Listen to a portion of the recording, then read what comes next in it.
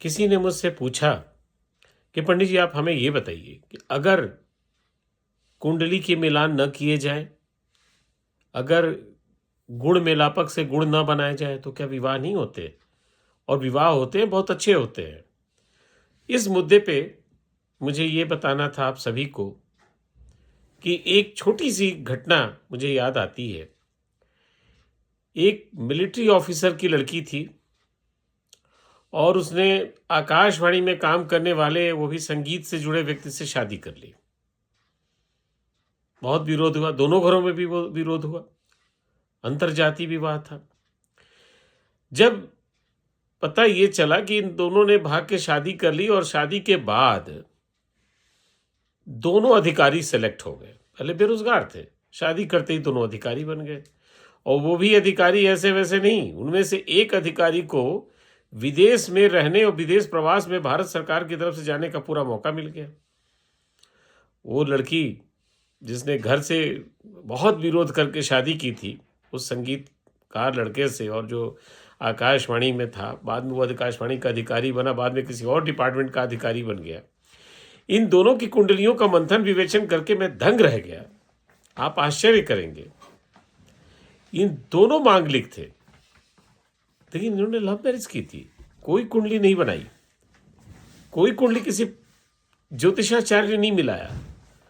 दोनों ने love marriage की, दोनों मांगलिक थे, दोनों के गुण हमने मिला के देखे तो 32 गुण थे।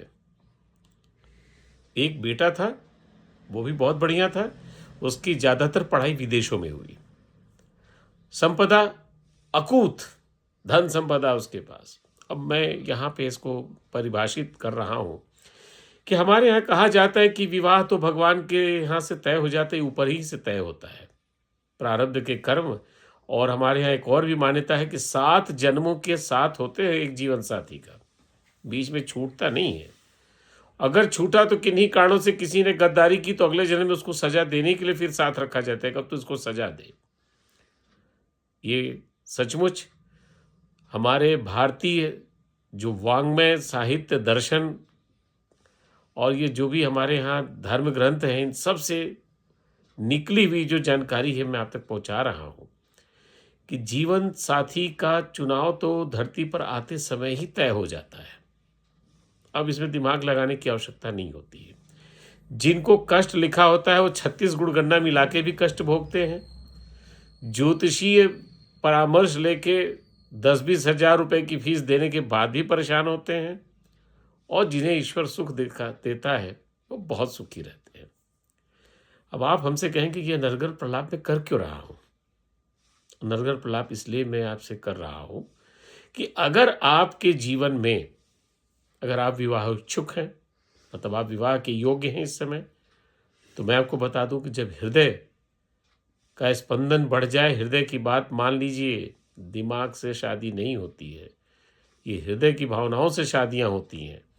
और जिन जिन लड़के लड़कियों ने दिमाग का कैलकुलेशन किया, दिमाग से गुणा भाग किया कि ये मिलेगा, वो नुकसान होगा, इसके पास इतना है, उसका ये गुण, ये या तो वो अविवाहित हो जाते हैं, अविवाहित रह जाते हैं, और नहीं तो जीवन में जितनी परेशानियां उनको अपने दाम्पत्य जीवन में देखने को मिलती हैं कि वो अगला जन्म दाम्पत्य जीवन मांगते ही नहीं। फिर कहते प्रभु मुक्त कर दो, अब नहीं चाहिए जीवन, नहीं चाहिए पत्नी जीवन में। ये बात मैं आपसे सिर्फ इसलिए कह रहा हूं कि हृदय की आवाज़ सुन के जीवन में आगे बढ़ना चाहिए। अब यहाँ पे एक छोटी सी कहानी भी सुन लीजिए। एक बार मुझे किसी ने बताया कि जब ईश्वर मदद करता है ना, तो आपको बार बार वो चीज़ सामने आती है आपके, लेकिन आप इग्नोर करते हैं, उपेक्षा करते हैं। अरे अगर आपके मन में आ रहा हो, अगर आप स्वयं शादी के इच्छुक है या आपके बेटा और बेटी की शादी की कोई संभावना बनती है, और वो अगर बार बार एक ही नाम ले, तो जान लीजिए कि ये भाग्य में यही है।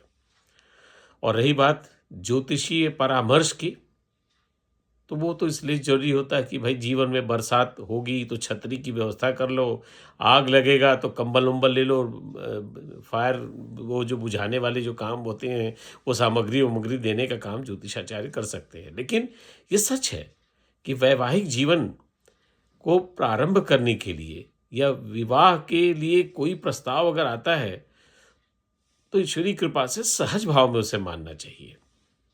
बहुत ज़्यादा विश्लेषण करके आप शादी अगर करते हैं तो परेशानियां लेते हैं, और ख़ास तौर से उन लड़के लड़कियों के लिए जो पचासों गलतियां गिनते चलते हैं कि इसके में ये है, इसके में वो है। उन सभी लड़के लड़कियों को एक मेरी सलाह है कि शादी दिल का रिश्ता होता है, दिमाग का नहीं।